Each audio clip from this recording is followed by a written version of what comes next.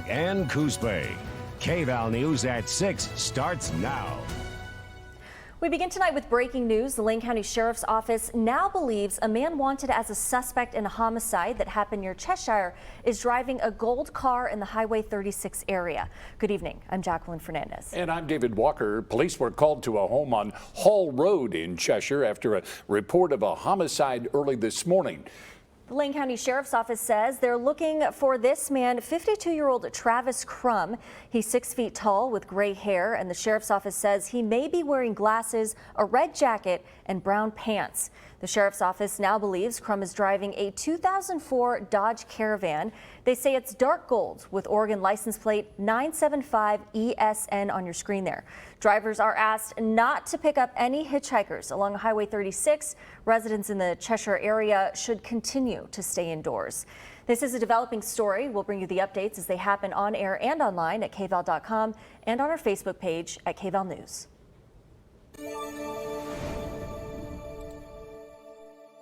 This is not and should not be a partisan issue. This is an American issue. It will save lives, American lives, and we have to act. The president speaking today in the wake of a second mass shooting in the last week. He's calling for stricter laws and even considering executive action a day after a gunman killed 10 people at a Boulder, Colorado grocery store. And as lawmakers in Washington, D.C. debate national gun reform, the same is happening here in Oregon in Salem. And tonight, we're learning more about the victims in that shooting. The suspect in a deadly rampage on Monday. Those killed ranged in age from 20 to 65 years old. According to court documents, the 21-year-old was carrying at least 2 guns and was wearing body armor.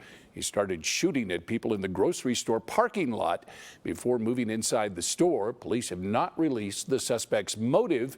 Well, today we heard from the governor of Colorado. Well, there's no right, there's no good motive. It's evil. It's evil. And you know what? No matter what it is, it's not going to make sense to anybody. It still doesn't make sense. According to court documents, the shooter surrendered after the SWAT team went inside. He's now in the Boulder County Jail after being treated for a gunshot wound to his leg. Charges include 10 counts of murder and 1 count of attempted murder. Today we heard from Senator Ron Wyden of Oregon in a tweet saying every time we say never again and every time we're wrong, it's past time for real action to enact common sense gun reforms. Democrats must bring gun reform legislation to the floor of the Senate ASAP. Here in Oregon, lawmakers are considering a handful of bills to address weapons. One of those is a concept we've seen before related to safe storage of firearms. Kval's Keaton Thomas tells us why advocates want to get this passed. Among the gun legislation this year in Salem is a safe storage bill. The goal ultimately, of course, is to save lives. Sponsored by Representative Lisa Reynolds, a former gun violence prevention activist, it would require the gun owner to secure it with a trigger or cable lock and secure it in a locked container or a gun room. It levies fines for a violation. Reynolds told me she's worried about children who get easy access to guns, which can tend to lead to tragedy. And she said it's important to limit access for people in crisis. But we know that when someone is in crisis, they are more likely to do something to try to harm themselves.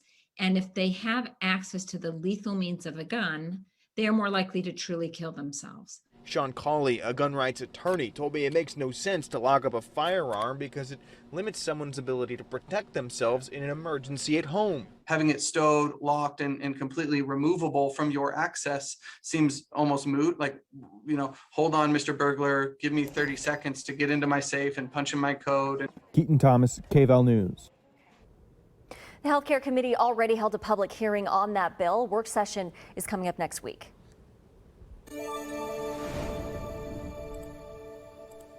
I commit to work with the board to review past procedures and to learn and improve from this experience. I will ask the board to consider what best represents an inclusive selection process for future presidents In a unanimous vote today, the Oregon State University Board of Trustees accepted President F. King Alexander's resignation and put him on administrative leave. This follows reports of Alexander's mishandling of sexual assault allegations, that while he was the president of Louisiana State University. Alexander has been on probation since last week. Kval's Lauren Negretti is following this story today. Lauren, what happens next at Oregon State? Alexander will be out of the office through the rest of his term, and the board is now tasked with searching for an interim president with newfound commitments toward a better hiring process. Not even a year and a half ago, F. King Alexander became president of Oregon State University. We found the best of the best. Now, after input from staff, students, and survivors of sexual assault, Dr. Alexander no longer has the confidence of the OSU community. his resignation is effective April 1st. Well, I'm sorry to any of the survivors of sexual assault and misconduct that this has brought back any pain. I offer my resignation to Oregon State University to allow us to move on. He's also on administrative leave till April 1st. So he's effectively no longer in charge at OSU. Motion carries. The board issuing their own emotional apologies to survivors. I know a lot of people were hurting over the last week. And a promise to not sweep sexual assault incidents under the rug. We want the campus community to heal. Chair Rani Brakar says the board is committed to improving the hiring process and the school's Title IX and survivor support programs. We can do better, and we will do better for OSU. I called the campus's Survivor Advocacy and Resource Center. The director says the need for resources is nothing new, but hopes expansion can continue with or without stable leadership. Moving forward, Provost Fazer will be acting president, while the board begins the process of appointing an interim president. The Board of Trustees Executive and Audit Committee will meet tomorrow at 8 a.m. to further discuss next steps in assessing the university's Title IX reporting and appointing an interim president. And that is open to the public. Taking a look now at the latest numbers in the pandemic. Today, the Oregon Health Authority reported 316 new cases and 2 new deaths. Since the beginning of the pandemic, more than 162,000 Oregonians tested positive for COVID-19, and more than 2,300 died as a result of this virus. Governor Kate Brown announced new changes to county risk levels today. Only 2 counties will remain in extreme risk. That's Coos and Curry counties. 6 counties are considered high risk, including Douglas and Benton County. 14 counties are moderate and 14 counties are at a lower risk, including Lane. That means indoor dining can now be 50% of that restaurant's maximum capacity. Outdoor dining now has a 300-person limit. Gyms and theaters can also have 50% of their maximum occupancy inside. A year ago today, Oregon Governor Brown signed the state's Stay Home, Save Lives executive order, effectively shutting down non-essential business and travel. Only travel between your primary residence, your workplace, and trips to get essentials. In a statement today, the governor said smart choices by Oregonians over the last year have given the state some of the lowest numbers for COVID-19 cases and deaths in the country. She warns, even as we are gaining ground each day, we must still be cautious. Lane County is changing its vaccine communication and scheduling strategy today. Kval's Hadley Heck joins us in the studio with more information tonight. Hadley, what inspired this change?